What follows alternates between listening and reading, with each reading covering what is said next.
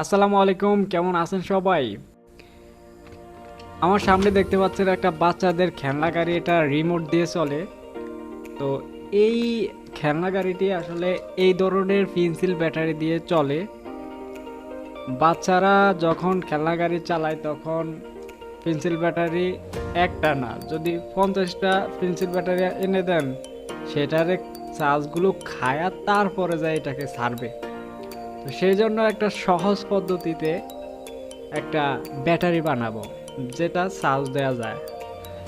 এই ধরনের একটা পুরানো ব্যাটারি দিয়ে আপনি খুব সহজে একটা পাওয়ারফুল ব্যাটারি বানাতে পারবেন এবং সেটাকে চার্জ দিতে পারবেন। তো এই ব্যাটারিটা বানানোর জন্য আপনার কি কি লাগবে এবং কিভাবে সংযোগ করবেন ব্যাটারিটা, সেটাই আজকের ভিডিওতে দেখানোর চেষ্টা করব।